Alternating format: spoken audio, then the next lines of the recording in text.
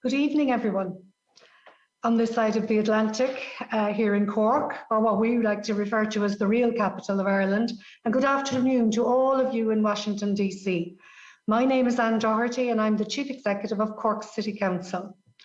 I was delighted to visit Washington recently as part of the Cork City delegation led by Lord Mayor Councillor Colm Kelleher, and to meet with Secretary of State Bassett and also the lovely Christine, who's going to address us in a few moments. And have the opportunity now, having had met you in person, to be here with you on this virtual event this evening. On this our week, when we mark IDOIT, as citizens and as cities globally commit to challenging homophobia, transphobia and biphobia. And Cork, we are midway through a week-long programme of events to demonstrate that our city, all of our public agencies, communities and the LGBTI plus NGOs are committed to this vitally important equality work. I am delighted that we can collaborate with you during this really important Awareness Week and genuinely appreciative of the opportunity to address you here this evening. In the past 2 decades, significant progress has been made to advance LGBT plus rights and to enshrine these in legislation, policy and practice.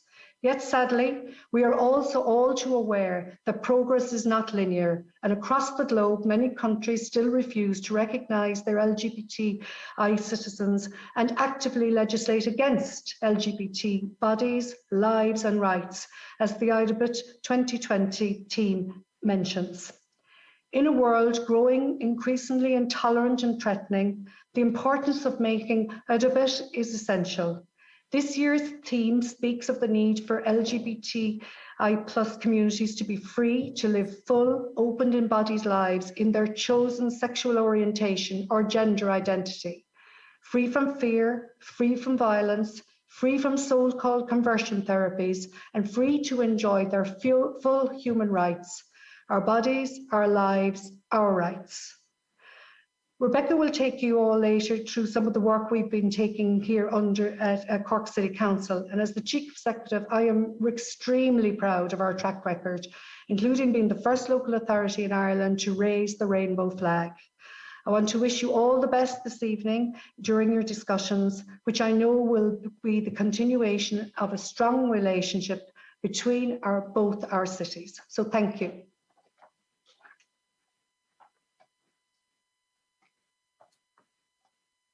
Thank you, Anne Doherty, and it's lovely to see you again, even though it's virtually.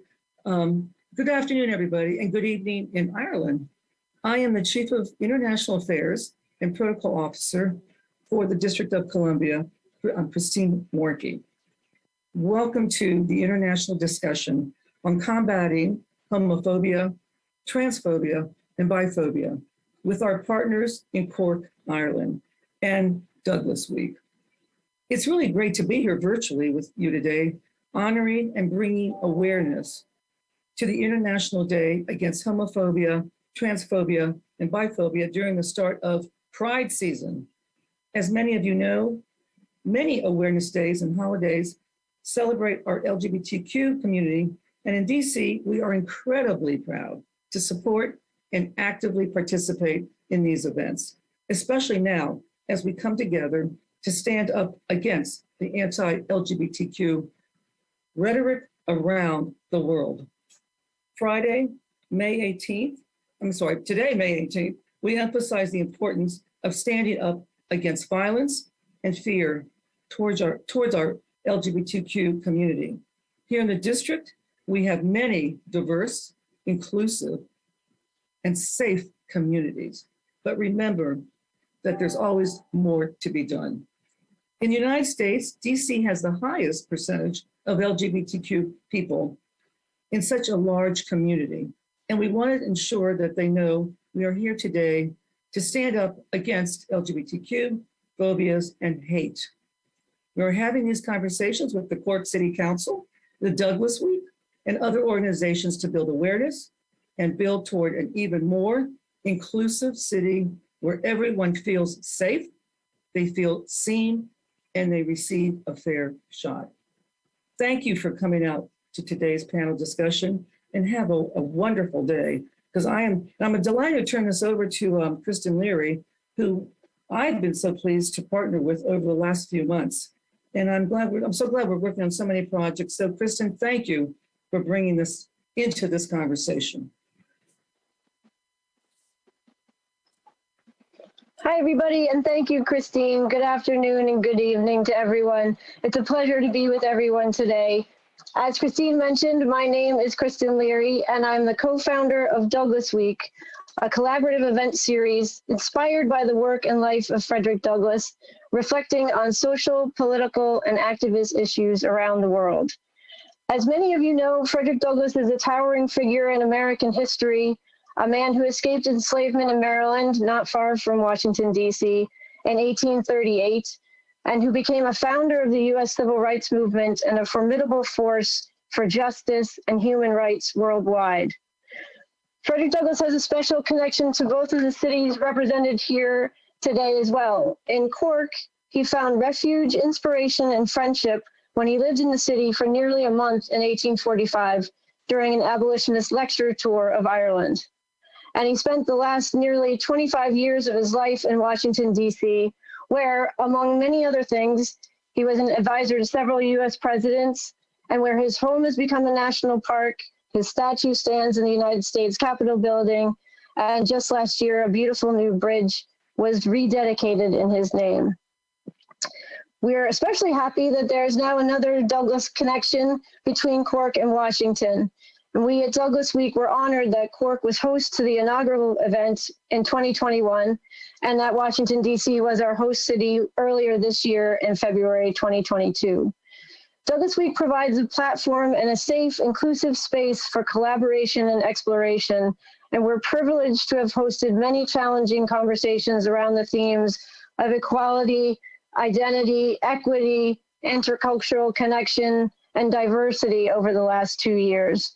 So we're really excited to participate in this event today and help bring awareness to the International Day Against Homophobia, Transphobia, and Biphobia. We at Douglass Week support the work that our panelists and other change makers are doing to continue the work of Frederick Douglass and others towards hope, inclusion, and empowerment around the globe. And I want to say a quick thanks to several people, our partners in Cork, particularly Chief Executive Ann Doherty, Lord Mayor Colm Kelleher, and other members and staff of the Cork City Council, and especially Siobhan O'Dodd and Rebecca Lowry for this event today. And thank you to our partners in Washington, D.C., particularly, again, Christine Warnke, Secretary Kimberly Bassett, LGBTQ Affairs Director Japra Bowles, who you'll hear from shortly, Deputy Mayor John Falchicchio, and Mayor Muriel Bowser. We're grateful for your continued partnership and honored to have helped bring together this extraordinary and inspirational group of leaders. Thank you very much.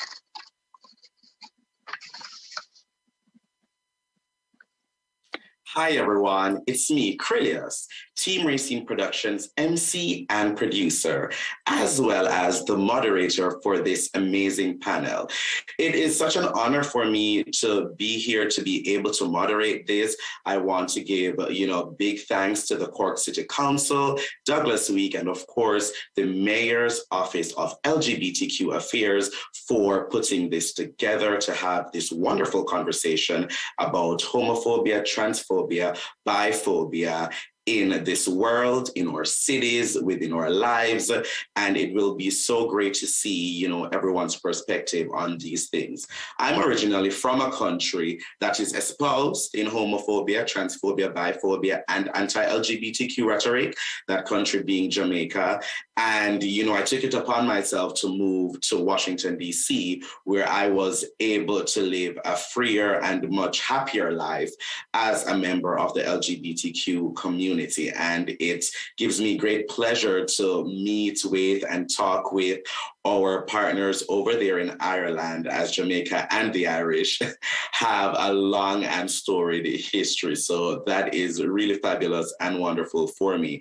In my time, I use my talents to push forward LGBTQ stories, especially as it concerns LGBTQ people of color. My first play, Crillis's Leave the Door Open, just premiered last week.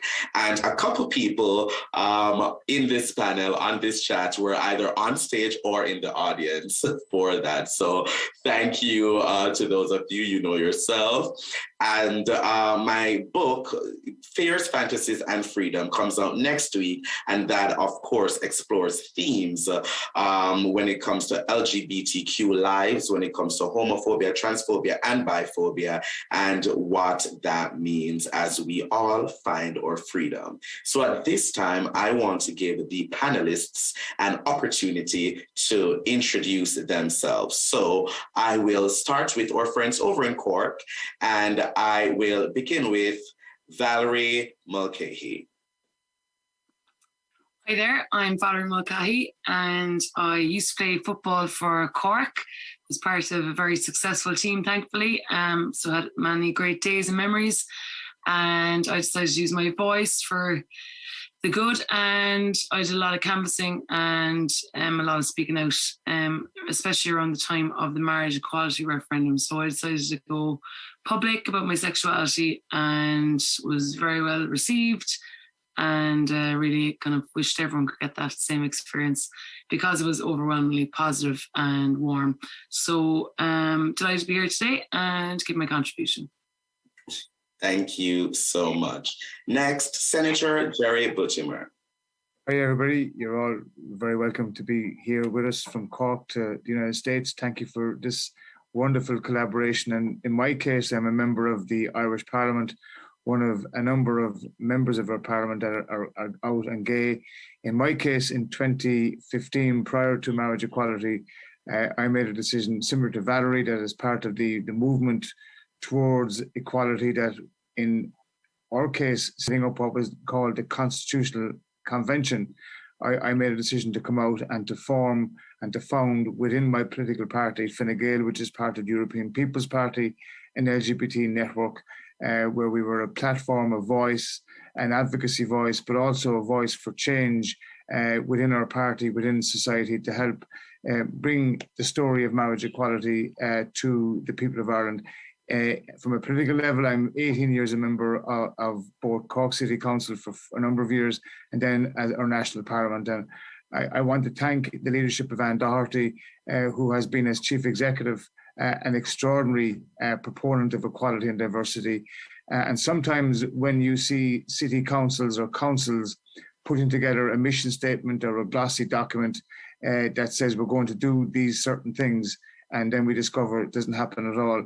Well, in the case of Cork City Council, I can say under Anne Doherty's leadership, and also supported by Rebecca and the late Tony Power, and also by the work of Siobhan O'Dowd, we've seen firsthand a lived life where equality in the workplace, equality in the city matters. And I want to thank the city manager for her work and her leadership on that.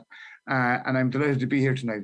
I look forward to the conversation and to the dialogue. And it's great that Cork and Washington, Cork and San Francisco can build collaboration upon the work of Francis Douglas.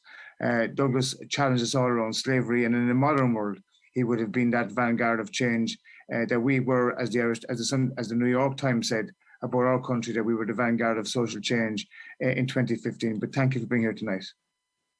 Thank you. Next up, we'll have Amanullah Desandi. Hi, everybody. It is great to be here. My name is Aman. I am the head of the Study of Religions Department, the chair of the Race Equality Forum, and a committee member of the LGBTQ staff network here at University College Cork. I was born and raised in Glasgow to Pakistani parents. And after I got my PhD, I moved to the States for 6 years, where I taught at Ithaca College and then at the University of Miami for 5 years.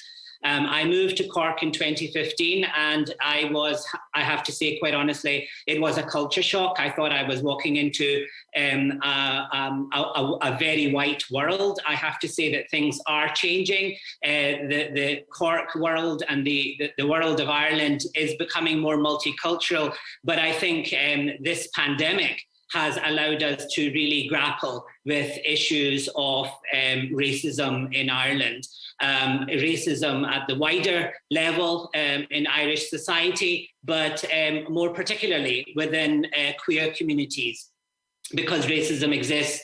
And so those intersections of this discrimination are extremely important for us to raise.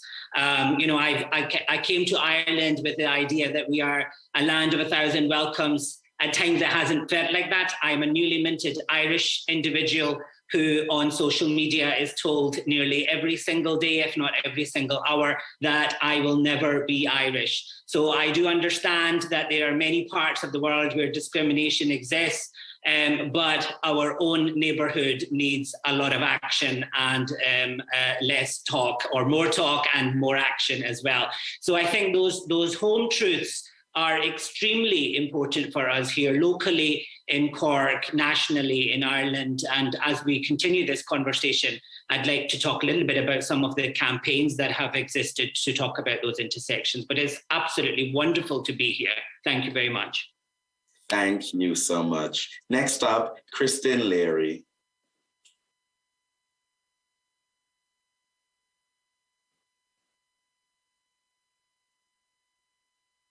Oh, Kristen, you're still on mute.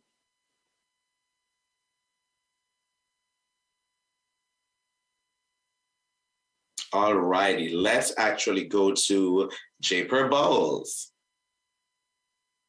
Greetings, everyone. My name is Japer Bowles, and I'm the director of Washington, D.C.'s Mayor's Office of LGBTQ Affairs. I'm very, very proud to be here today. My pronouns are he, him, his, and I just want to say thank you for everyone joining us and for the amazing panelists who will give us, more of a background on what they're doing to combat against the phobias: transphobia, intersex phobia, biphobia, homophobia. I have personal experiences with this and working within the government as the chief advocate for the LGBTQ plus community for the District of Columbia. Every single day, we are combating the phobias. So I'm really, really excited to share more about that. And thanks, and proud to be here. Thank you, Japer. Next up, Joanna Lohman. Hey, everybody. It is such a joy to be here. Two cities, DC and Cork, that love the game of football. I am a former professional soccer player for the Washington Spirit and with the United States Women's National Team, who I would be remiss if I didn't talk about this historic day where they just were given equal pay. The U.S. Soccer became the first federation in the world to equalize FIFA World Cup winnings. So historic day. It's going to really have ripple effects on the ground that we all walk on when it comes to intersectionality, equality, and justice. I was one of the first out, I would say, female soccer players in the United States. I am a local DC Celesbian, and I am excited to just kind of give some advice on how to battle homophobia and transphobia in sport. Fabulous. We love a lesbian. Up next, Morgan Hunt.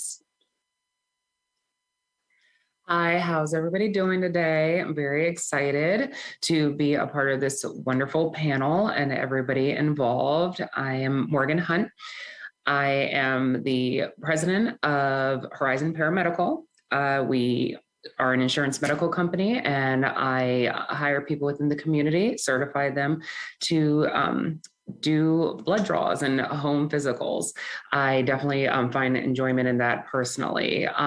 Now, on the other end of things, I was the first trans woman of color to occupy the vice president and presidency seat of the Equality Chamber of Commerce. I was also one of the founders of the name change from Cadillac because we wanted it to be more equal. Since leaving that office, we have more diversity, which that means all the realms, trans folks, people of color, we're just doing it at the chamber. And I guess they liked me so much, they wanted me to be the president of the foundation. So now we're doing other things to ensure that LGBTQ business startups are pushed forward in the community, and that we're spending our time focusing on building our community, especially when it comes to money. We need to help each other grow so we can actually compete out here in different ways. So that is why I'm here. I'm assuming, I don't think it's because of my hair choices, but who knows? But other than that, I am very happy to be here. Thank you so much. Thank you. And last but by no means least, my mama, Racine Pendarvis. Thank you all for inviting me. I'm pleased to be here. Thank you all for putting this together. I'm an activist, an MC, a columnist, and an LGBT elder. If you want to know more about me, please feel free to go to Team Racine on YouTube. That's RAYCEEN, or go to racine.com. Thank you so much. It is great to have all the panelists here with us today, and I am ready to dive deep into this discussion. So when you do want to answer, please use the raise hand function that you can see right there on Zoom, or you can physically raise your hand and I will point you out. All right, so the first thing I want to get into, since we are discussing, transphobia, homophobia, and biphobia as queer people, I know that, this is something that we have all experienced. So I want to give everyone an opportunity to, tell us about a time where personally you have experienced one of these things and how that maybe changed your perspective, how that changed how you interacted with people afterwards, how that affected who you are today and the work that you do. So it could be from childhood, it could be adulthood, anything like that. Just give us, a brief story about an experience like that. And so I will start out with Joanna. Thank you for kicking it over to me to start. I came out pretty early on in my career, and it's interesting that in the United States, playing women's soccer, I have felt very safe as an out gay athlete, but it's how I express my gender where I get the most resistance and pushback. And I always remember what Wade Davis, he's a former NFL player who is out, said to me. He said, homophobia comes from sexism. And I really believe that's true, because sexism, we have very restrictive labels of what a woman and a man should be. And a lot of times when you come out as LGBTQ, you're really challenging those labels that sexism puts on us. And I've been someone who's really tried to push back and really expand the definition of what a woman can look like. So when people see me, they don't call me sir, or if I'm walking into a bathroom, they don't do a double take and say that I'm in the wrong one, because it's really uncomfortable for me to be misgendered. But I do understand that people are afraid of what they don't know. And oftentimes different means dangerous. So the more that we have people representing for our community, the more that the world sees us as human, right? And at the end of the day, this is about humanity. So for me, my career has been spent on really expanding humanity and using my platform to show the world that LGBTQ is just as beautiful as any other label. Awesome. Thank you so much for that. Valerie.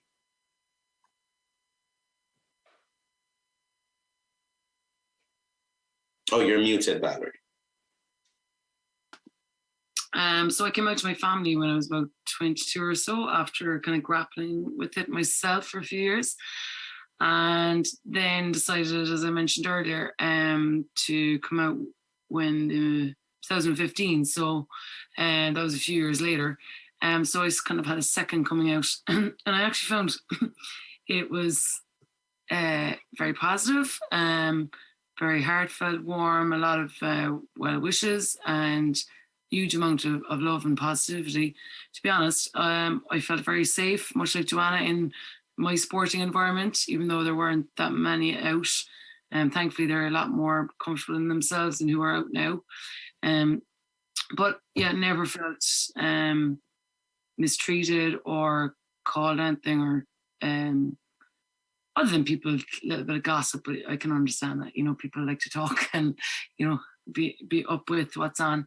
But yeah, so not even anyone from the opposition was negative towards me. So, essentially I had a very easy time of it, even though I guess I probably tormented myself the most in that lead up to coming out. So as you know, when you are gay, you kind of can tend to make it a bigger deal in your head than it needs to be. So kind of really wanted to be that person that I didn't see when I was younger and have that visibility, and definitely felt that if I didn't come out and speak about it, that I would be almost saying that there was something wrong with it and that I needed to be secretive. So I felt the urge to do something about that, and was part of a lovely documentary that Don Logue, a hurler from Cork, who was one of the first out players, and actually is still the only one. I don't think anyone has come out since, but he had spearheaded a documentary, and I thought that was a nice opportunity to get involved and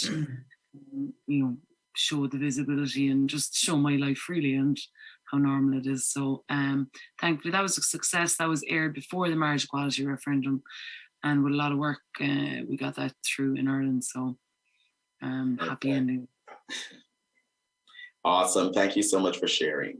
Morgan. Well, which ball of wax do we want to get into here? Just for people to know that when you're a trans individual, and I want to ensure that before I speak about my experience, that I am speaking on my behalf. I don't want it to be a blanket understanding of the trans experience, because we are very different and everybody's experience is different and individual and unique.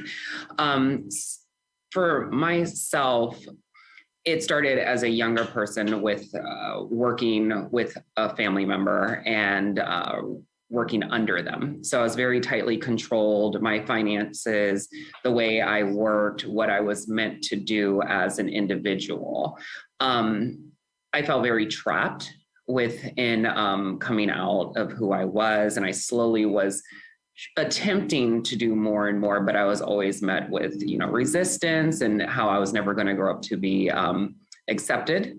I wasn't going to be a business owner. People wouldn't want to work with me. I needed to choose what I was doing in my life, depending on how I'm looking and whatever.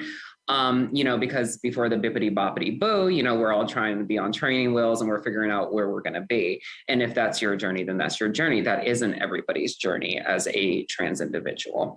So we do have a sensationalized approach of what it means to be a trans person by, media, and what, again, misogyny puts on us and other people.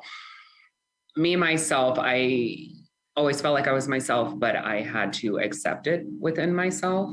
And then later, the urge was just so strong that I had to get away from that situation. And I finally figured out that a lot of it was a lie. I was able to be a business owner. I was able to employ people in my community. I was able to approach areas that, maybe they were very dry and boring, doing medical, let's all be real. But, I've said it before, it was going to be a fabulous event that day because my people were that. And volunteering and, getting into the communities and organizations that dealt with business and like-minded people, I felt more strength.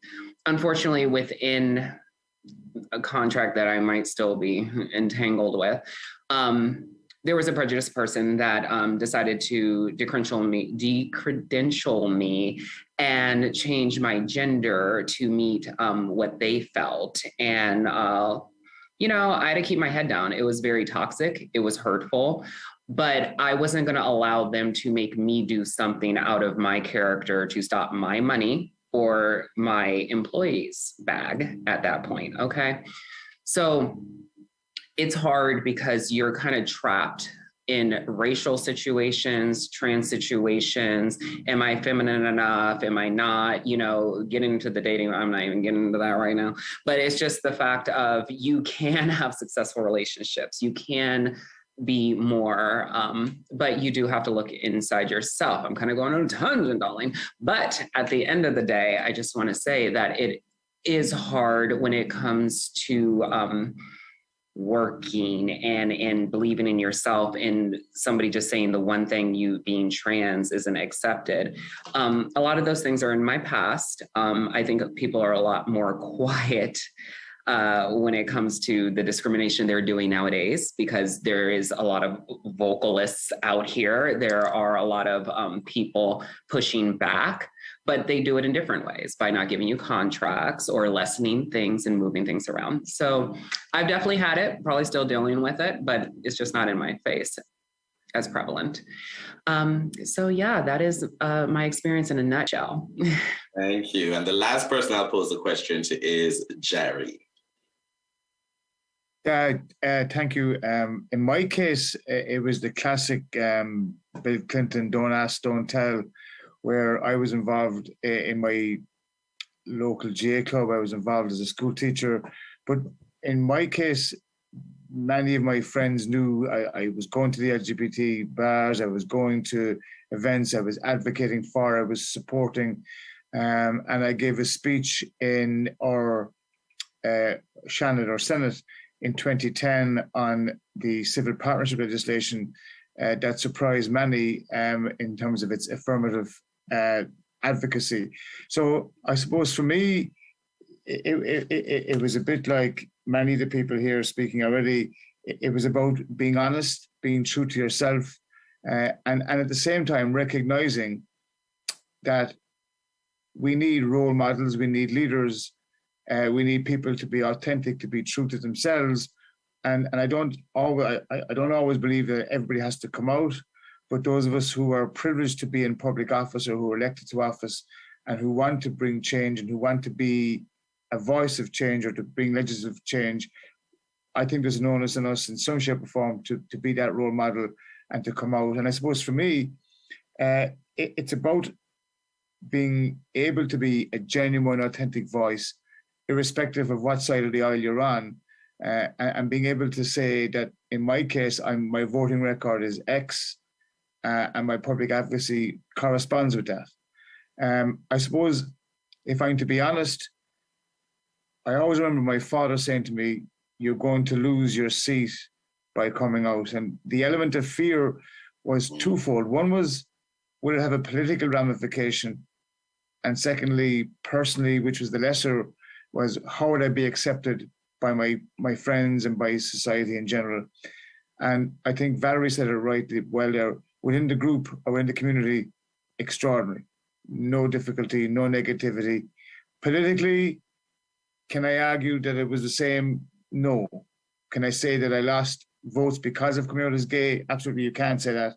But I think there was an element of that in it, which I think is a price we have to pay. But overall, the outcome and the import of coming out as gay has been hugely positive in being a voice, but I think more importantly for me, in being a go-to person for families who had a son or daughter on a journey, whether it's trans, whether it's lesbian or gay. It's the ability of you being accessible that gives me the greatest, I feel like, pleasure in being able to help people. And I suppose one of the reasons that put into my mind about coming out was I met a young boy through his mother who was worried about being gay and being unaccepted in school. And the mum said to me, "I hear you may be gay." And that was that forced me to accept with her that I was and to acknowledge that. But then as a leader within my party, to bring people on a journey, we might come back to that again later on. But my outcome has been hugely positive.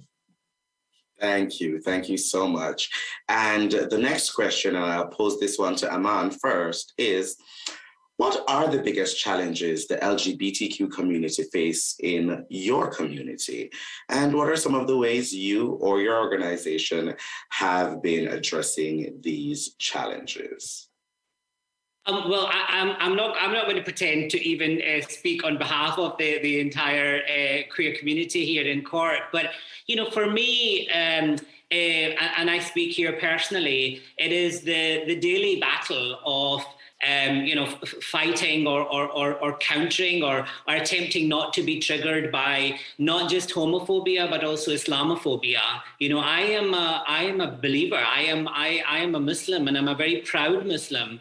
And you know, often a lot of the conversations I have here in Cork or in Ireland is attempt to make that part of my identity to be thrown under the bus, if I may put it like that. And I just find this absolutely ridiculous that you know, it kind of pits this idea that that there is some sort of enlightened mold and everything else is not. And so I've been very public about a lot of my opinions, that we have to stop painting or displaying this narrative that we in the West are some sort of enlightened individuals and everything else is not. I think a lot of the work that's being done in queer Pakistan is exemplary, and it's a lot better than what we're doing here in Ireland. There is language, there are words used in my mother's language of Punjabi that you can't even translate into English.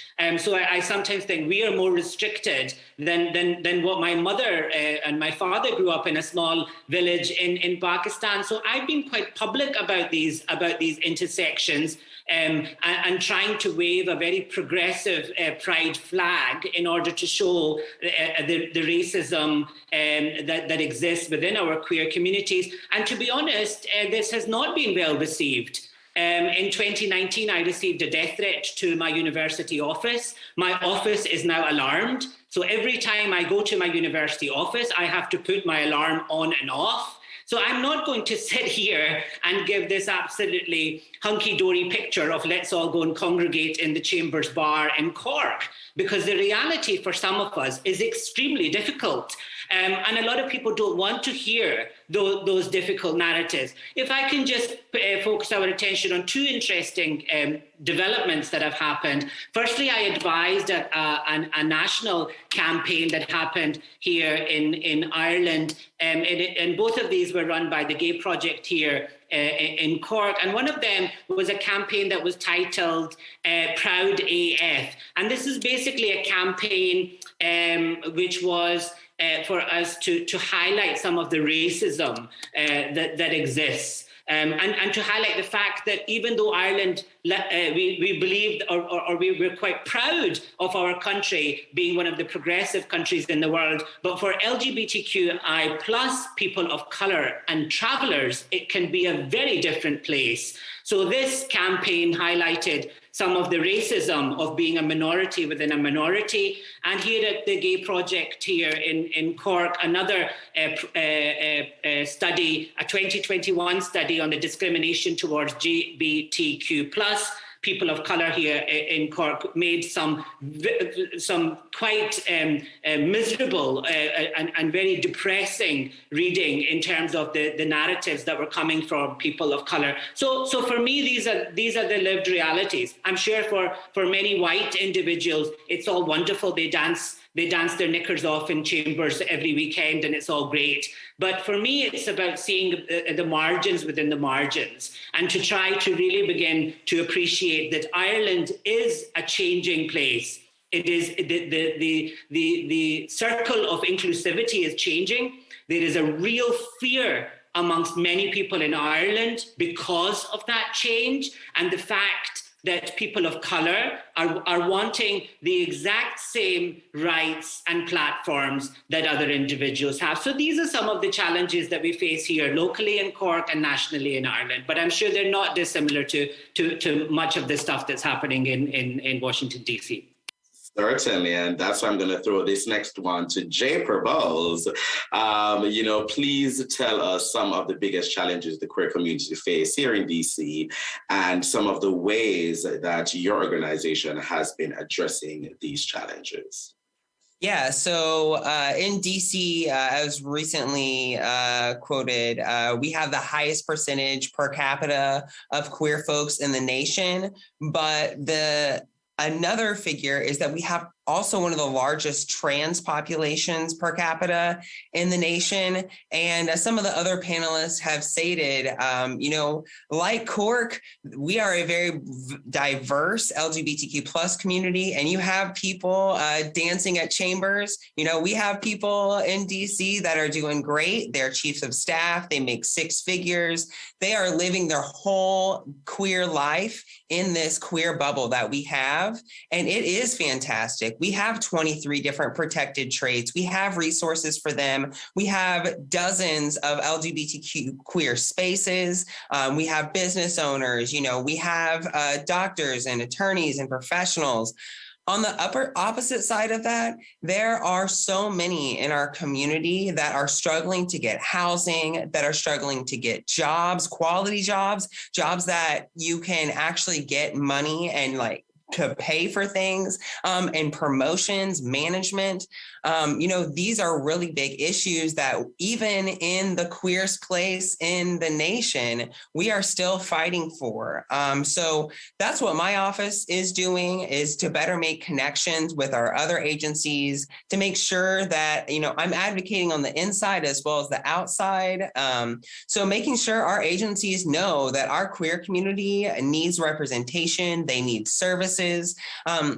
As such, with our housing agencies, I've better aligned a lot of coalitions, and we fought to get more housing funding. Same thing for workforce. We're one of the only jurisdictions in the nation to have a transgender, gender nonconforming workforce program that has wraparound services. And it's from this office bringing community members together to create realistic proposals to get funding from DC government.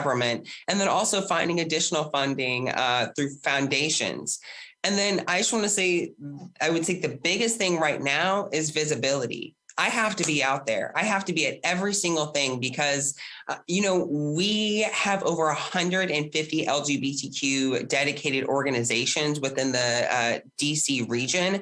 And again, a very diverse group of people. And just depending on what type of capacity, what they're trying to do, our office is always trying to bring and enhance capacity for them. So, that could be connecting people who are experiencing homelessness that are using their services, or again, making sure our Pride Parade is one of the biggest in the nation and in the world.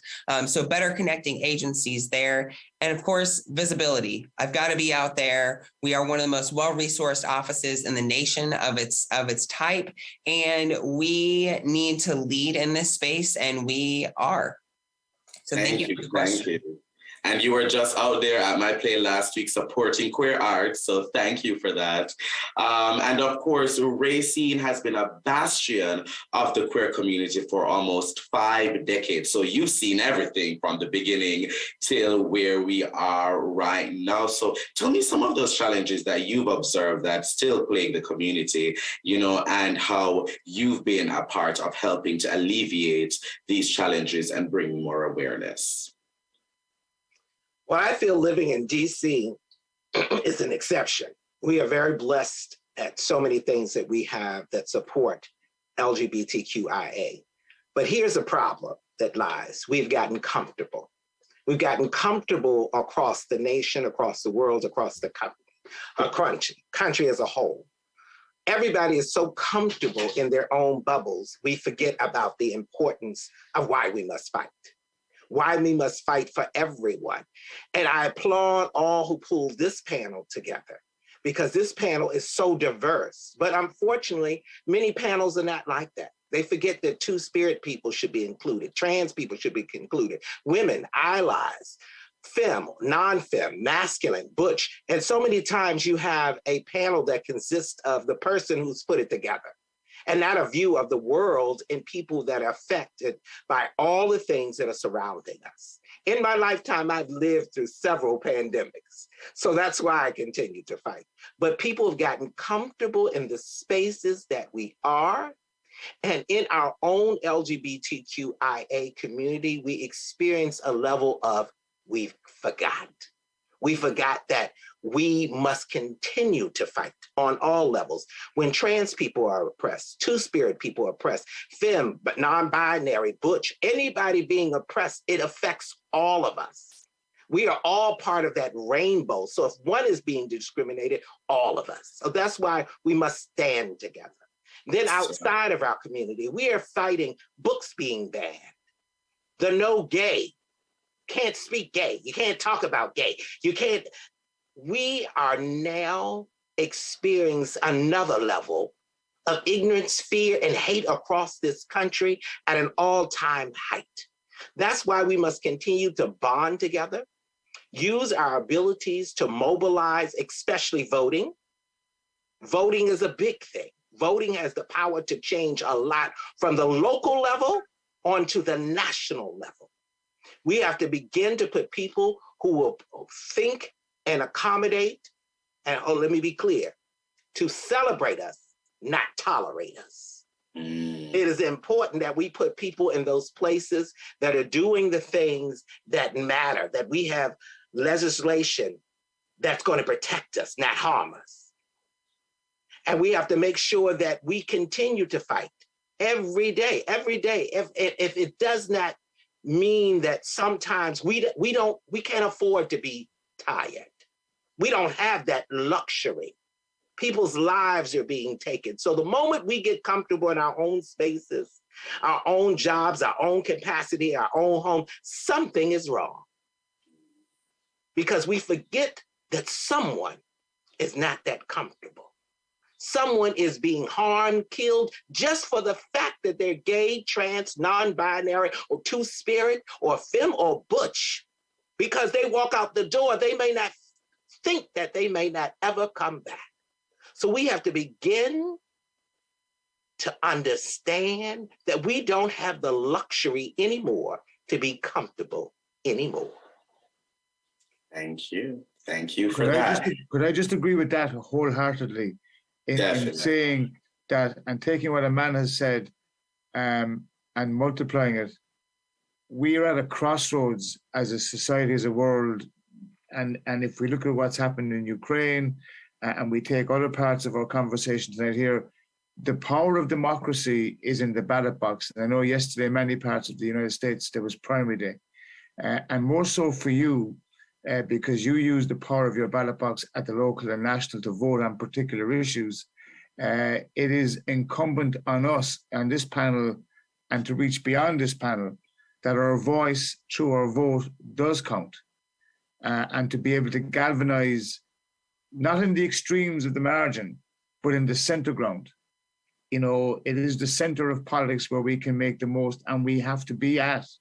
We will always have our own community supporting and walking with us, but we have to bring people with us to bring this change together. And I suppose just listen to Aman and what he said. From our perspective here in Ireland, as I said earlier, when marriage equality was passed, everybody thought that was it, game, set, match, it's all over. But Aman has touched on a nerve that we, I hope, with our national inclusion strategy, will address, and I suppose that the four pillars of that are about visibility, are about equality, about health, feeling safe and supported. And that's why tonight, that's why the LGBT Awareness Week is necessary, but it's also to hear the voice of a man and being challenged in making sure that our country and our online space is a safe place to be. And you know, the talk of Twitter and Musk buying Twitter or whatever is a great story to tell. But that online space is now being occupied where we need to take ownership of, where we have to call out and protect and support each other as well. But I think from our perspective, our inclusion strategy is an important one, because we are becoming a diverse country. We weren't, as you all know, but we've come on a journey. And that journey does need to be, if you like, accepted, but also punctuated by us walking the journey of equality, as a man said there, in terms of the work that's been done in many different communities and challenging the perceptions. But I think the key point I wanted to make was it's about the comfortableness in our space. It is great to be able to go out on a Saturday, Friday night, be able to hold our husband or our partner's hands, have that wee kiss in the middle of the road or whatever. But it's about galvanizing into action, whether it's the school boards, whether it's the residents association or wherever, you know, and I think that's important that we do take it from the local to the national. And the worry I have is that there will be within the straight community and our allies that sense of everything is okay, when in fact we have a road to travel yet. Thank you very much for that, and that is so important. And I'm glad both of you we've brought up this conversation about, you know, being comfortable in these spaces because of where we are. You know what I mean? I'm able to walk the streets of DC and hold my boyfriend's hand and kiss him. Last night, Racine and I attended a fashion show. I was able to wear heels. You know, walking to take the metro in the heels. You know, having a little, you know, being able to do that. But where I'm from, I'm not able to do that. So I want to open the conversation and the floor to talk about how we support our LGBTQ, you know, family members in other countries, in other spaces where, you know, that is not possible. I want to talk about that. And how do we support, how do we lend that support and help those community members in those other countries without coming off as arrogant Westerners, you know, trying to change culture, trying to push certain things without listening to those actual individuals, without taking what they have to say, you know, and moving from that and working with them instead of working, you know, by ourselves trying to change things. How do we make that balance and find that support in our international communities? I'm going to throw that one out to the floor so anyone can raise their hands to let me know if you would like to answer this question. Go ahead, Racine. We have to begin to open up a dialogue, and we have to begin to bond in the human experience. That is, human beings across the country, hate, violence, ignorance, and all of those things that affect people on the level that where they are fearful of their lives and they experience discrimination, that we have to understand that humans, on the human level, you may not believe as I believe as a believer. You may not be the same religion as I may be. You may not be the same color or the same gender or understand my walk of life. But as a human being, you experience a level of ignorance, hate, or intolerance. That's where we bond. And that's when we begin to open up the dialogue and talking about what does it feel as a human being in this world to experience the level of pain, especially for LGBTIQI people, experience. And then we understand. Then we begin to say, I get it. It starts to click.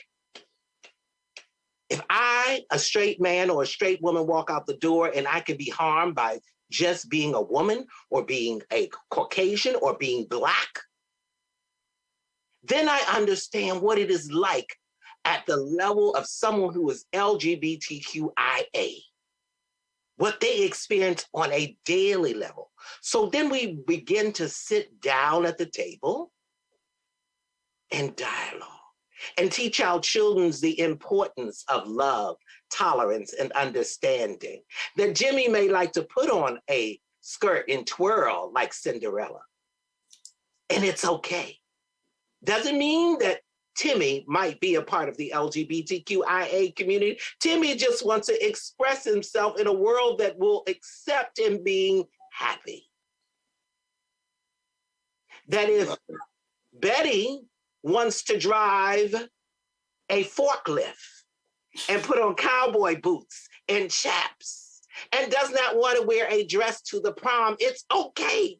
That Betty should be in a place as a human being that she should be safe enough to be all right with being all right with where they are. That if we begin to teach our children, our parents, especially our elders, and folks that sometimes come from a world that comes from a lot of pressures of they didn't get what it is for somebody to twirl today. Because sometimes we got to bring them into the room and we got to begin to dialogue with all. And that's how we understand each other when we see people in the human experience. So important, so important. Thank you. Aman, any thoughts on how we support, our international LGBTQ community? Well, the one event that comes to mind that really kind of, I think, highlights our savior complex at times that we have here in the West is the event that took place in 2011 when the US embassy in Pakistan decided to have a Pride event. And there was absolute outrage in the streets of on the cities in Pakistan. And, the religious groups in Pakistan condemned this as an assault on Pakistan's Islamic culture, and that they had gone even further to say this was a holy war, that there was a holy war needed against the USA. Now, this is quite easy to pit this very simple narrative that, oh gosh, Pakistan is so behind when it comes to these issues, and we're going in trying to uphold these great bastions of pride and get your pink pride flags out. But the problem is language. You cannot export language in the way we use it here in the West. The idea of LGBTQ does not translate into, I would say, any of the languages of Pakistan, the country that I know so well. This idea of having a pride event is just not something that's going to be accepted. This idea of coming out is very Western as well. So I think we need to humble ourselves a little bit and not to think that one size fits all. And the work of the likes of the academic Jasper Puar highlights this in what she categorizes as homonationalism, and it's that narrative that she very powerfully put forward. It was to understand this dynamic that at some way the USA or here as in the West, we are the liberal openness, we are the liberal open people, individuals to sexuality, to highlight how distinct it is to the Muslim oppression of sexuality. These binaries are really, I find them very tired. They're just not, they're untenable today. And what we need to do is we need to understand that the Pakistan that I know, the Pakistan that I'm very proud of, comes from those mystics. And if I could just give you one example to finish, one of my heroes is a 16th century mystic from Lahore who was completely antinomian. He read the passages of the Quran that said the world is but a playground. He was what we would call gender bending. He would dress in what we would call queer clothing. He had his ears pierced. He fell in love with a Hindu Brahmin boy. To this day, they are buried side by side in Lahore. And Pakistanis go. Many of them are dressed in red or dressed in very queer clothing. And many of them are completely intoxicated and identify as the brides of God. That is, how do you translate that in the way that we understand pride here in the West? You just can't. So I think it's very important to understand what are the localized, very queer ideas that are being presented. And we need to really sit down and at times, maybe if I could say it forcefully, shut up. In terms of trying to make this idea that we are some sort of the bastions of everything that is pride. I'm not taking away from the fact that there are many people who are hurting, many people are killed, many people are abused. It is a right of everyone to stand up and to help those. But I think when it comes to the wider general culture, we have to really begin to think and think deeply about what that means to us and what that means to other areas, other countries, other cities in the world as well. Thank you so much for that, Aman. And, Morgan, I'd love to talk a lot about what it means to be a trans person in a society. We just had a conversation, Racine, with people who are, running for offices here in Washington, D.C. And one of the things that, came up multiple times was the violence, especially against trans people, even here in D.C., which has such a great number of trans people. And so I kind of want to put that focus on trans people of color, what it means, what does that mean in the society, and what that transphobia may look like, and how we are able to address this in a real way, where, because people are getting killed, people are getting beaten. That's one of these, and it doesn't matter where you go, it happens, even in a bastion of queerness like Washington, D.C. So please give me your perspective on that. Well, a while back, I remember when, a lot of the BLM movements were moving through, and as the president of the chamber, I had a friend that wanted to speak about the Black experience. So we did a round table, and in that round table, we had myself, Ebony Bell, who a lot of people know from Tag Magazine. She was our moderator, and we had different people in the community, rappers, people that were in the Christian community, and we all got a chance to have a conversation. And the reason why I'm going with this is that it was overlooked. Okay, it was very overlooked by a lot of people during this time. I tried to do something constructive and let the Black community kind of speak with each other about what their grievances were. And the reason why I bring this up is a lot of trans women of color are killed because of certain situations that in our own community of color, we don't have worked out, I feel. And there is a hierarchy of, don't tell on me, you're involved with me. There's a lot of shame that comes with being LGBTQ in the community of color, and then the oppression from white folks on top of it. Okay. So it's like, where do you go from this? You want to have a community, you want to be involved in something, but you're not employed in certain circles. And then in your own community, you're not finding support. And then the LGBTQ community, let's not pretend that we don't have a lot of negativity towards trans people.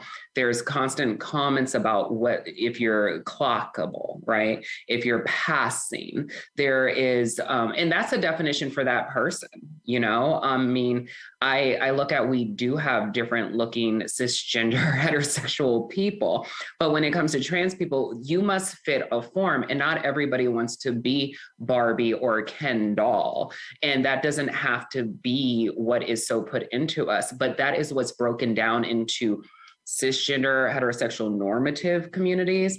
And in order for trans people to feel accepted, we have to grab onto some kind of identity to fit normalcy. But when that doesn't work, you are unsafe. And even being passable in a circle of people who may not know, it's like being behind enemy lines. You hear what they're saying about people in your community. You hear what they would do, and maybe they don't realize that you are trans, but you get to hear every nasty thing they're gonna do.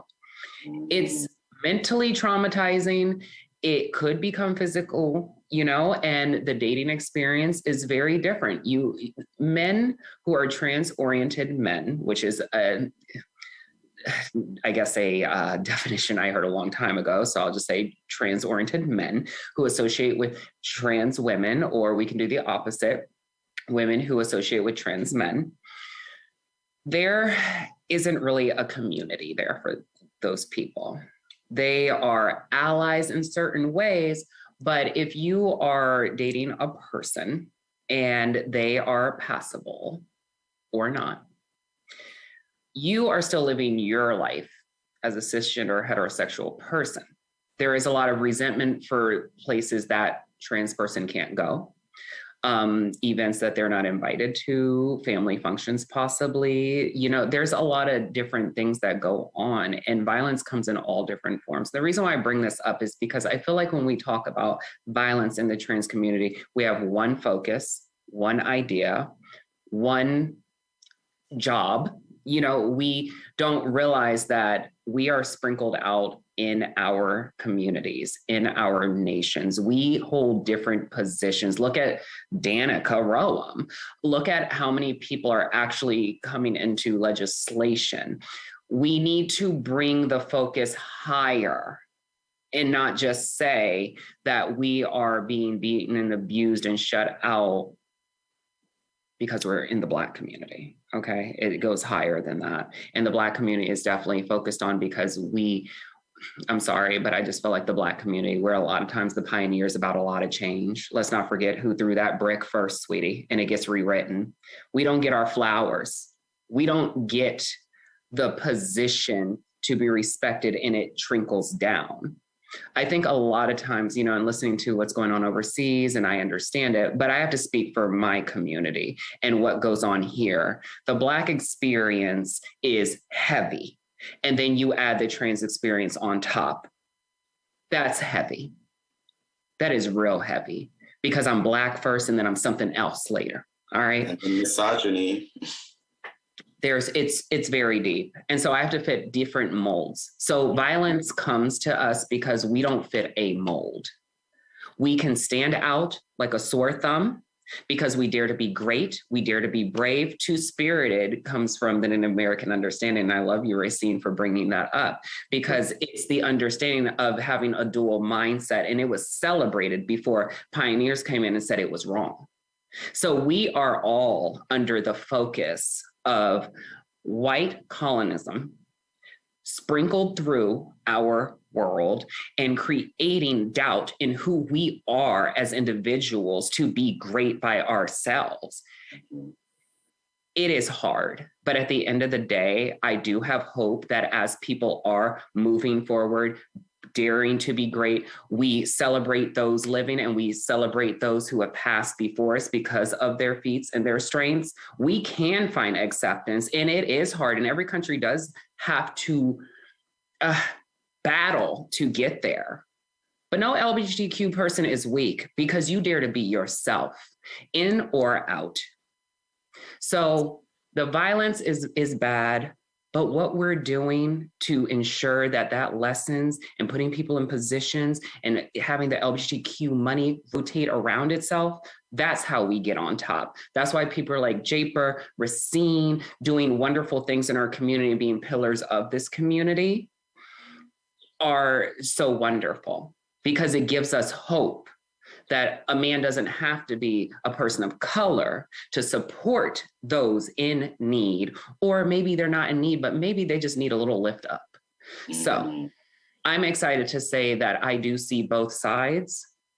We do experience a lot of violence, but a lot of times it's because people are just really ignorant and we have to stand out in different ways. And there is no one mold for trans people. So unfortunately, we are the victim of bullying from every which side.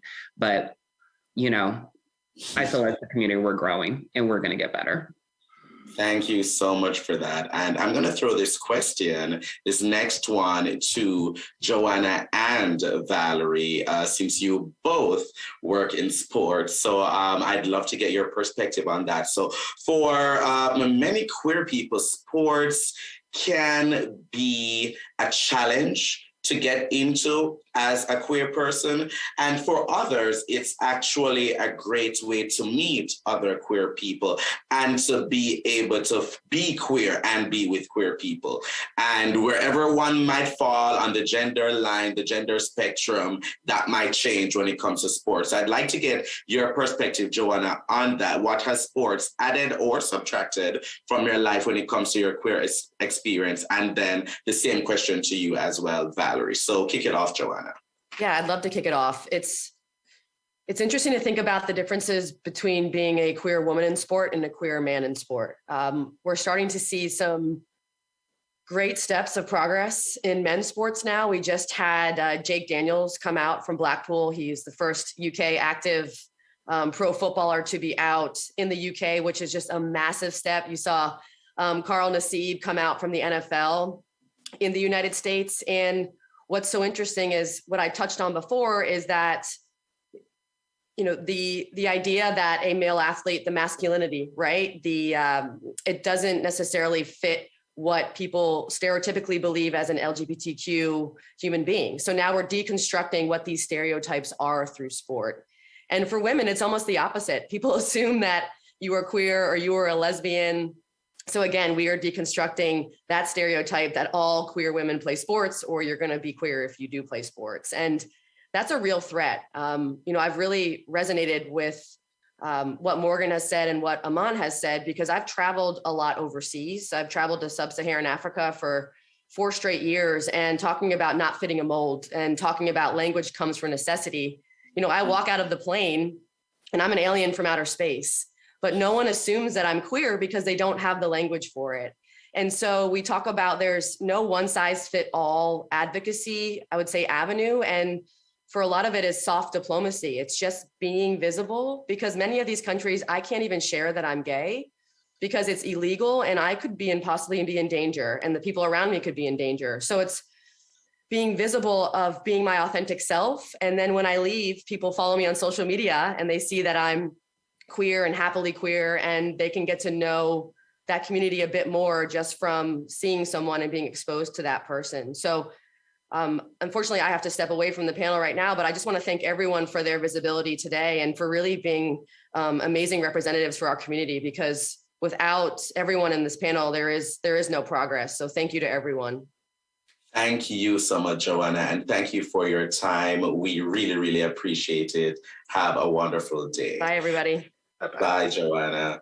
Valerie, same question. I think Joanna said it very well. I think when you're a sportswoman, it's nearly assumed, your sexuality is assumed for you. And actually, one of my teammates was hinting along those lines that people thought she was gay just because she played sports. So that didn't sit too well with her. But look, as I said, it's been a very positive experience for me, and I do think it is a safe environment. And I've met many great people. I've helped. I was one of the founding members of the Women's Gaelic Players Association, which is a voice for the players trying to get equality. And since that amalgamated with the men, we have kind of led the way in working for LGBT rights and diversity and more inclusion. And as players, intercounty players, as role models, trying to showcase that it is a warm environment for both males and females. And we're going about that in a positive light. So a very somewhere that I would suggest for anyone who is a lesbian or question their sexuality is a sporting environment. It is a warm place from my experience. Thank you so much for that. Jerry, I see your hand raised. Sorry, that was actually a mistake. But just on that point that Valerie made, it is that safe space, because within the playing sporting community, there is that friendship, there is that camaraderie, but at the same time, it's the normalization and it is the role model that we need, and the visibility. And going back in part to what Aman was talking about in terms of how we can change perceptions, how we can change views, it is about visibility at one level. It is about the power of the ballot box at another level, but it's about the role model, and it's about the personal story. And it's about that story of the journey that many sports people are, as I keep saying, the ordinary person takes. And it is about events like this and about different, public events. And I think Aman has challenged us in a way in how do we take our Western view of the world and take that sparkle and make it more equitable around the world without causing prejudice, without, causing harm. And I think ILGA Europe, ILGA World have a role to play. I think we all do, but it is that question about equality and social justice that Aman has challenged us on. But I think the world of sport can be that catalyst for change. And that's why it's important that people like Joanna or Valerie here tonight play. And I don't want to underestimate or understate that, because I think it is something that we do need, role models, whether it's the world of boxing and we had Kelly Harrington here in Ireland winning an Olympic medal at an international stage. But you take the world of golf, the world of soccer, baseball, American football, or whatever. We do need more role models. And I genuinely believe that, because it is about making sure that whatever we do as individuals and collectively, it is about making the world a better, a safer place. It is about, as Maslow said, being free to be who we are, living in a supported community and environment. And I think that's why, you know, and I know I'm probably being a bit more thematic than I should be, but it's about equality.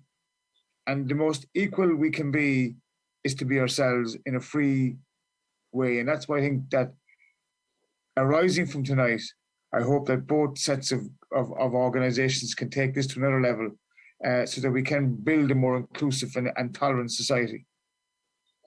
Thank you so much. We're coming down to the end. We're going to have a couple more questions. I see Aman's hand raised. So go ahead, Aman.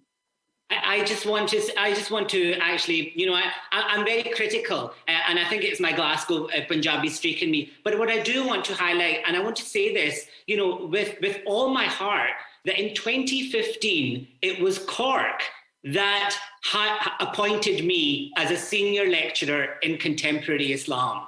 There is nobody else in this country, there is no other city that has a university that has somebody who does the type of academic work that I do. I work on masculinity, I work on sexuality, I work on very, very contentious areas of Islamic studies.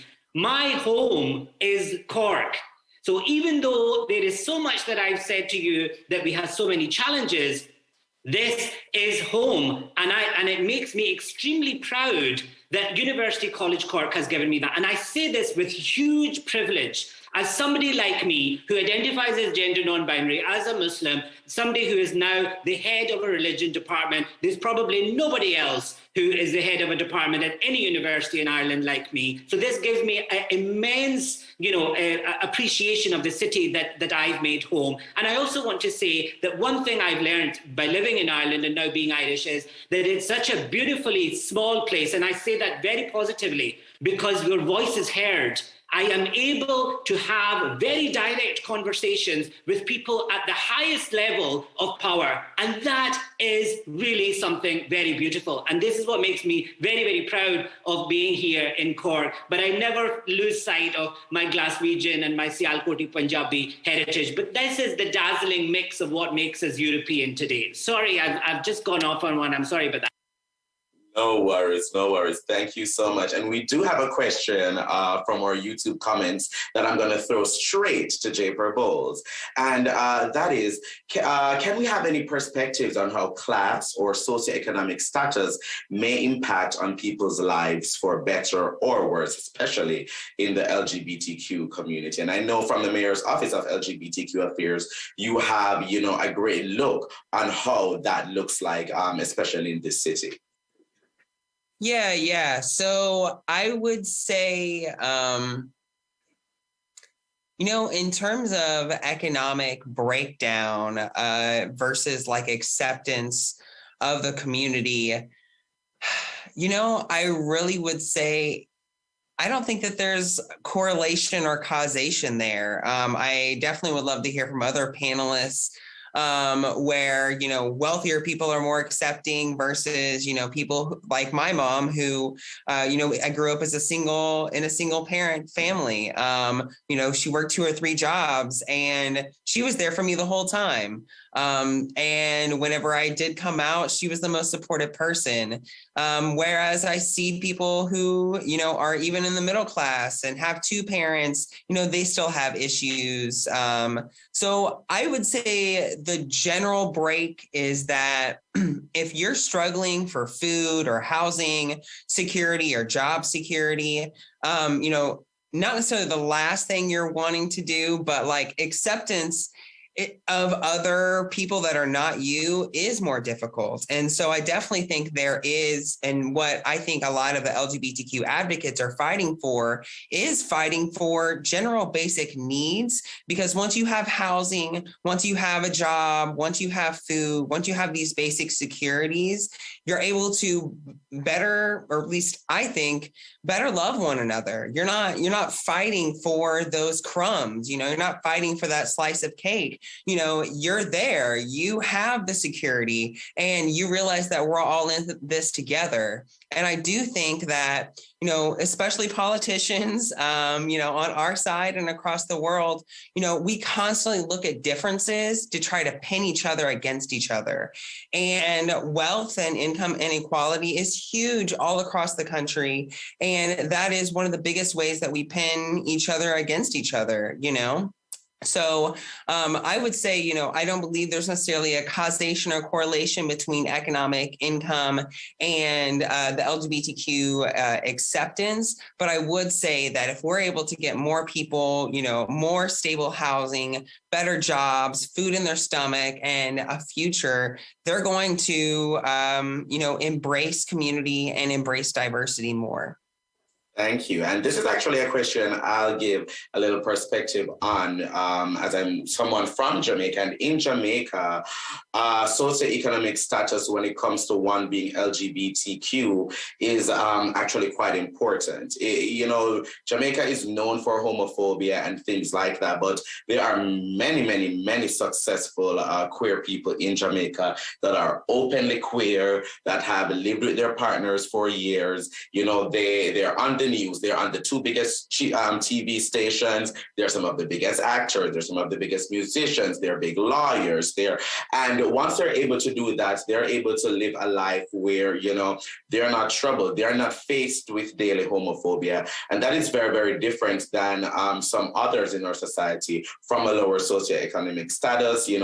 I'm from a city in Montego Bay where some people, many LGBTQ people, they might have to live in the gutters. They might have to squat at this specific place. They got kicked out when they didn't come out at 12 or 14, but they were either outed or they were found out about.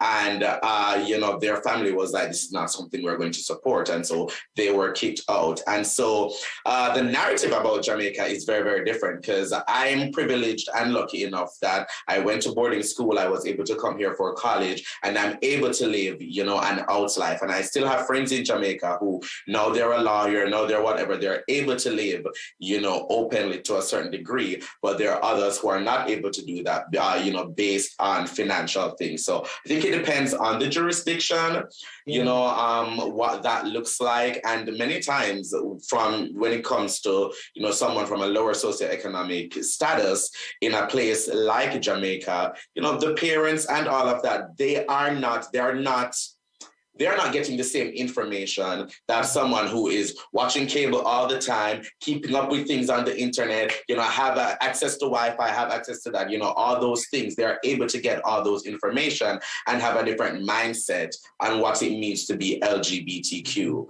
And so I think when it comes to that, that difference exists. Now, the final question that I'll pose to everyone before I let everyone go is this: what advice do you have, or what lessons have you learned that you would like to share with the younger generation, the kids, the girls, the children in our community? And I will start out with Morgan. Sorry, I wasn't ready for that one.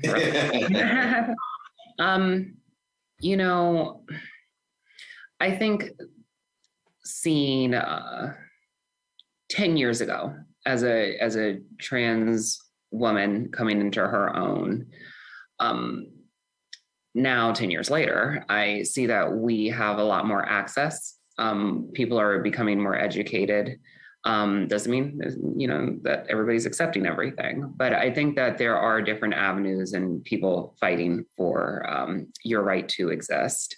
And there's a lot more knowledge out there. We have people like Laverne Cox and, Janet Mock, and, you have these superior people that have really done a lot for the community, and there's countless others. Look inside yourself, LGBTQ people, and realize, like, what is it that you wish to get out of your life? And then whoever you're becoming will be navigated within your experiences. It's not cut and paste. We all have different experiences. So I don't want to be cheesy and schmaltzy and say, believe in yourself, look inside your heart. There's a hero lies in you. But at the end of the day, there is. And you have to just really, my mom said this to me a long time ago, and I'll just quote it. I told her who I was, what I was, and everything like that. And she said, well, if you gonna do it, sis, then you better do it. So if y'all gonna do it out there, y'all better do it. Lovely. Thank you so much, Morgan. Jerry.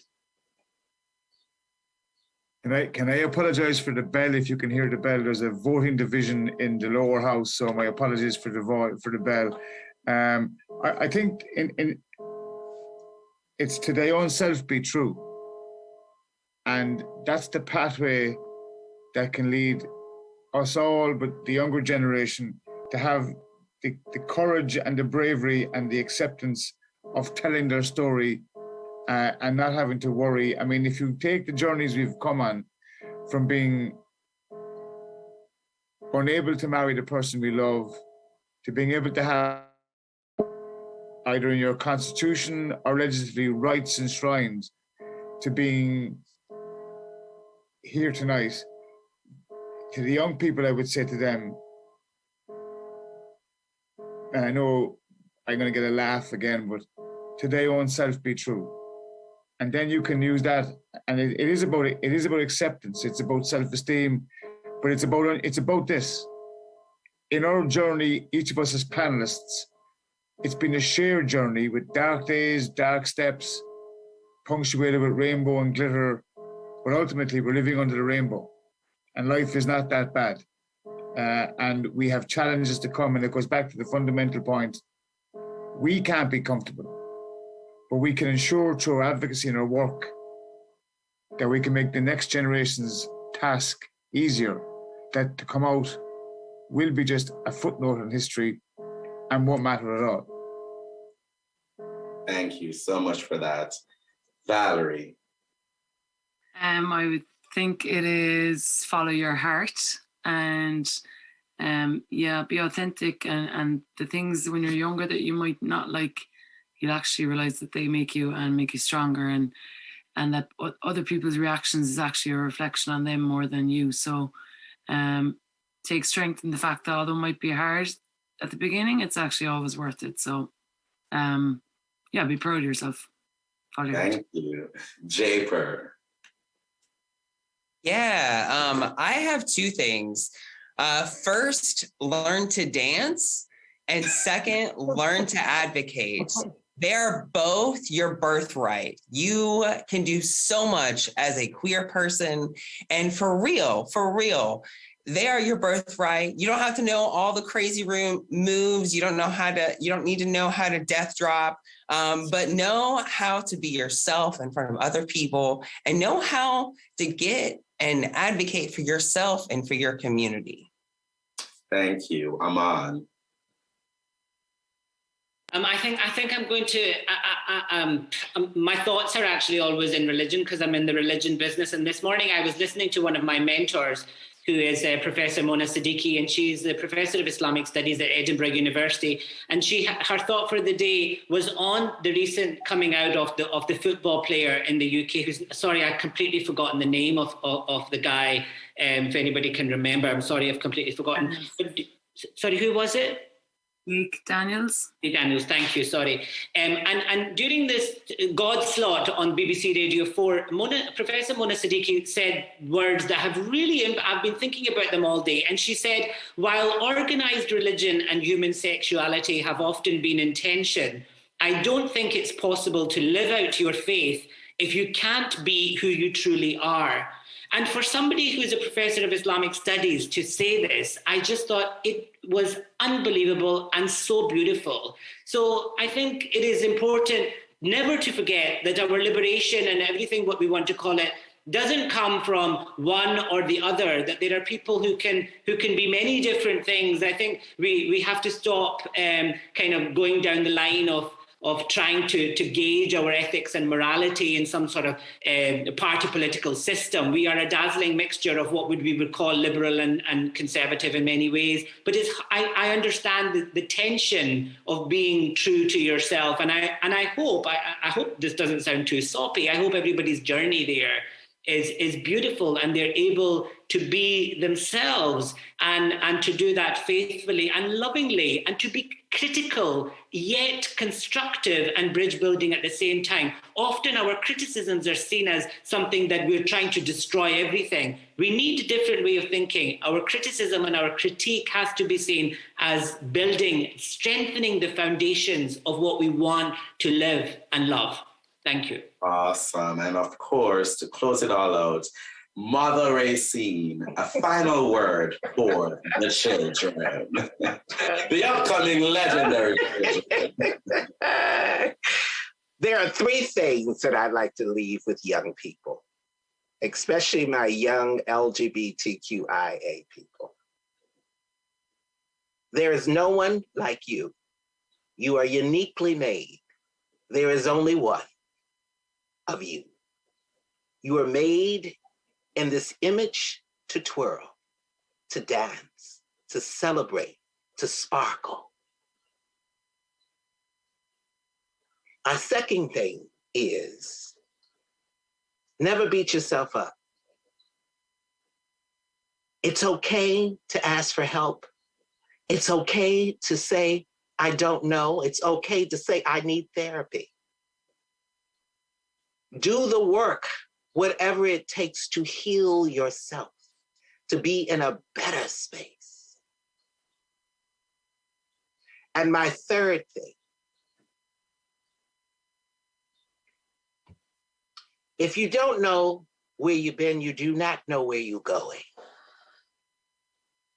It is important to know those who laid the bricks, who took the bottles, who made the yellow brick road for you to twirl in. That you also have a right at the table, but you have to understand that you have to invite and create that table to be a colorful bouquet of what we are. So as you sit at the table as someone young, it is important to have someone who is old, someone who is Black, someone who is white, someone who is non-gender conforming, someone that is two-spirit, to have an ally, to have someone who is a believer of God, and to have someone who is a non-believer, someone who is Democratic or Republican or independent or liberal, or may not be politically involved. That table should celebrate the uniqueness of the world you are a part in. And those are the words I'd like to leave with you. A word. I love it. And at this point, I'll hand it back to Rebecca Lowry. Hello, everyone. Thank you, Crilius, for moderating. And wow, what an amazing evening. I'm going to slightly break with the program, if that's okay with everyone, because part of my job tonight is to talk about the work of Cork City Council, but I absolutely could not do that without acknowledging the work of Cork LGBTI+ Interagency Group, and our chairperson, Siobhan, no doubt, is here just off camera. So I'm going to ask her to join me, if that's okay with everyone, just for the kind of closing remarks. So just want to say, my name is Rebecca Lowry. I'm a specialist in social inclusion with Cork City Council and with the health services in Cork and Kerry. And delighted to be here tonight. The discussion was just amazing and so inspiring. And I suppose I really think something very special happened in the room this evening, and something that we can build future relationships on. Just following the social media, we've had quite a few requests already for recordings of tonight's event, which is really heartening. And hopefully this will be our first annual joint event between Washington and Cork for this week. So I'm going to just, Siobhan, are you going to join me? Just going to talk about Cork City Council and maybe share some of our history in the city here. So 20 years ago, Cork was the first municipal authority to specifically name the LGB community, as named at the time, in our city development plan. The city development plan was called Imagine Our Future. and that was Objective 86. And that committed the city to ensuring that, I'm quoting, the lesbian, gay, bisexual communities would be enabled to fully participate in the social, cultural, and economic life of the city. 20 years on from its inclusion in the strategy, and this still underpins all of the work that we do. Obviously, it's been expanded to reflect all other communities, and we continue to strive to live up to the promise we made in 2002 to our city. The inclusion of Objective 86 in our strategy, I suppose, was a key turning point for us, and it facilitated and provided the roots and the strategic context for the development of many initiatives since then. Out of that, an LGBTI plus interagency group was set up. Siobhan O'Dowd here is our chairperson of that group, and City Council plays a lead role in that group. And we work together as allies in the really important work of making our city more inclusive and better recognising diversity. One of our highlights of our year is our annual LGBTI plus awareness week, which we are midway through. This is our programme. And obviously tonight is a key part of that programme. Cork City has marked Biphobia Day every year since 2010 with this week, where we demonstrate that our city and every public agency and our communities and our LGBTI plus NGOs all work together to challenge hatred and prejudice and discrimination directed at people because of their sexual orientation or gender identity. And this week, as I say, is organised by our LGBTI plus interagency group. As an example of some of the activities on this week, it ranges from flag raising all across the city and county yesterday, 2 Biphobia seminars, readings in the library, a culture night, a rainbow picnic, and an Biphobia Day service in one of our most famous churches, St. Anne's in Shandon. And hopefully all our friends in Washington might come and join us next year for this. So as Anne said at the start, our city was the first city first city in Ireland to formally fly the rainbow flag from a civic or public building. And that's a flag that we've raised with pride at awareness weeks every year since then and at Cork Pride, but equally important, also lowered to half-mast in solidarity and sympathy with our LGBTI plus community when needed. In 2010, we were the first local authority to vote in favour of, in support of civil partnership and the later move to marriage equality. In 2018, we signed the Rainbow Memorandum with San Francisco, which is one of our sister cities here in Cork. And in 2020, we became the first Irish city to become members of the International Rainbow Cities Network. And that's an international network of 42 cities. We're also, I suppose, really proud to be the funders of a number of NGOs in the city, including Cork Gay Project, the Link Project, and Cork Pride, amongst others, and really proud to collaborate with them. Also, just breaking news, I suppose on Monday night, we were delighted. We won the National Award for Best Local Authority at Community Engagement, which we're really proud of. But obviously, despite all of this, we're all really conscious of the dangers of complacency, especially when we listen to some of the experiences outlined tonight. And I suppose thinking particularly of a man's input there. And there's many areas that we need to focus on. Unfortunately, in Ireland, we've recently had 2 horrific homophobic murders. We continue to need to advocate for significant improvement in services to members of the trans community, also the need for elder care services and housing. And as Christine said at the very start, there's always more to be done and we must never stop. I'm going to finish just on a couple of thank yous. I want to thank our colleagues in Washington, Secretary Bassett, Dr. Christine Warnke, Director Jasper Bowles, all our new friends. We didn't know each other 4 weeks ago, and it's great to be working with you all now. And thanks to our colleagues in Corporate Affairs, Alma and Paul Moynihan, for making the links with Washington. And of course, to our inspirational Chief Executive, Anne Doherty. Special thank you to Kirsten Leary and the Frederick Douglass Week team for all the support of the event, and to Gavin and Jim in IT for their patience, and the communication teams on both sides of the Atlantic, and Kieran O'Connell in our office here. A huge thank you to all of our speakers. You're all legends, and we really appreciate your contribution today. And we hope that this will be the start of a very special friendship between all of us, and really looking forward to continuing our work in the future. I finally just want to pay a really warm tribute to our LGBTI plus interagency group. Each of them and the agencies and groups and communities that they represent, every single one of them has helped make our city achieve many historic milestones over the years and the past decade. And I really do want to pay particular tribute to our chairperson, Siobhan O'Dowd, who is literally a legend. I'm going to hand over to Siobhan to give her the closing words tonight. Sorry, Siobhan. Okay, I've been listening from the next room and taking notes and some screenshots. So it's been wonderful. Thank you all very much. And the kind of passion and the impassioned kind of presentations were really, really great. I suppose I was at another seminar earlier this morning, and someone made the point that progress is not linear, and not to kind of expect or anticipate that. And the other one that I heard a lot this evening was about intersectionality and collaborating together, and being allies to one another. Yes, that means we can challenge one another, but we do need to be one another's allies as well. That kind of that hashtag all of us. Rebecca asked me for an Irish phrase tonight before we started out at all, and one that talks about that kind of intersectionality, but maybe also how about we really need one another, is Ershka Hakela Varnadina, which Jerry will know very well, and Valerie and Amantu maybe, which is that we live in one another's shadow.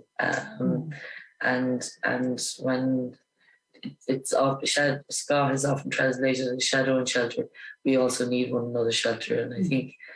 And I think we need to do that locally. The interagency group has tried to do that, but I think we also need to be having conversations like this, so that we try and protect what's being gained, where it's being gained, and we keep open and keep interested. So thank you all. Yes, thank you all. So thank you. And good night, and hopefully see you next year in Cork, everybody.